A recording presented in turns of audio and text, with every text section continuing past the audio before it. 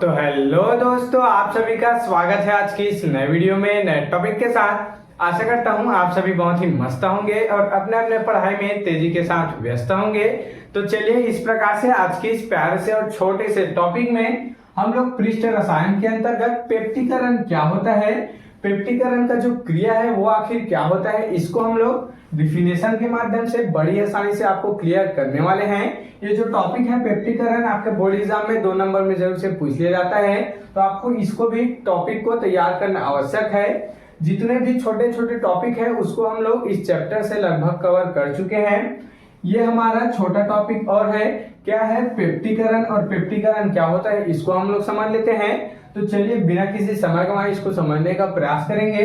तो पेप्टिकरण एक विलयन बनने की प्रक्रिया है। कौन सा विलयन? कोलाइडी विलयन बनने की प्रक्रिया है, उसे ही क्या कहते हैं? पेप्टिकरण कहते हैं। अब कोलाइडी विलयन किस प्रकार से बनता है तो इसको देख लेते हैं। हम लोग कोई भी क्या लेंगे, ताजा अवक्षेप लेंगे, उसमें क्या डालेंगे, विद्युत अपघट्य को मिला देंगे तो क्या बन जाएगा, कोलाइडी विलयन का निर्माण हो जाएगा और यही क्रिया ही पेप्टिकरण कहलाता है। हम लोग क्या ले रहे हैं, कोई भी क्या ले रहे हैं, ताजा अवक्षेप ले रहे हैं, ताजा अवक्षेप यहाँ पर ले लेते हैं।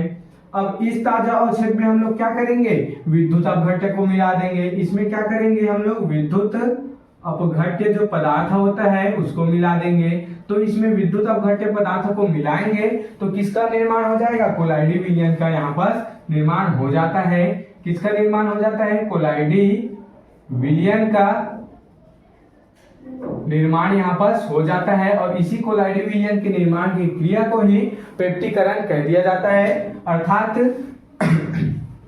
अर्थात आपसे अगर परिभाषा पूछ लिया जाए तो आपको यहीं से याद रखना है, क्या याद रखना है, कोई भी ताजा बने अवक्षेप में जब हम लोग विद्युत अपघट्य को मिला देते हैं, दोनों को आपस में मिश्रित कर देते हैं तो क्या बनता है, कोलाइडी विलयन का यहाँ पर निर्माण हो जाता है। और इसी घटना को ही, इसी क्रिया को ही पेप्टिकरण कह दिया जाता है। एक और बार समझ लेते हैं, कोई भी ताजा बना अवक्षेप है और उस ताजे बने अवक्षेप में जब हम लोग विद्युत अपघट्य पदार्थ को मिलाते हैं, विद्युत अपघट्य पदार्थ को मिलाने पर कोलाइडी विलयन का निर्माण हो जाता है। यही घटना ही पेप्टिकरण कहलाता है।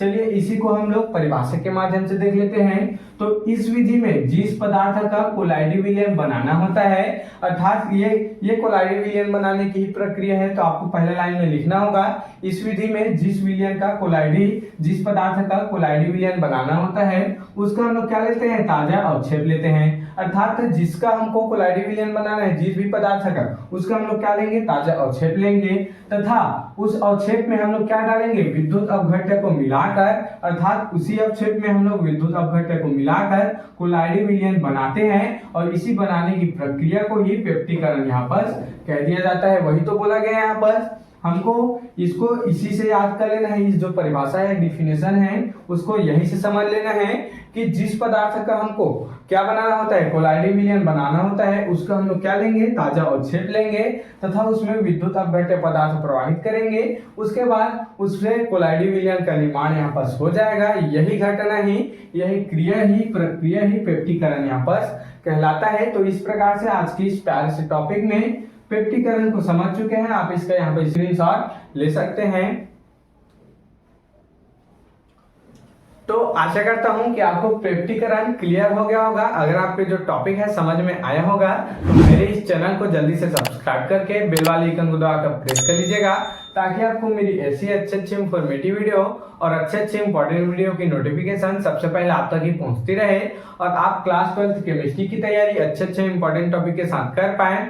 अदरवाइज अगर आपको कोई भी केमिस्ट्री के टॉपिक या फिर फिजिक्स या फिर बायोलॉजी के टॉपिक में दिक्कतें हैं तो आप उस टॉपिक को सर्च कीजिए, अंत में हमारे चैनल का नाम लिखिए, फिर आपको उसमें सारा टॉपिक यहाँ पर मिल जाएगा, तो आप उससे अच्छे से तैयारी कर सकते हैं।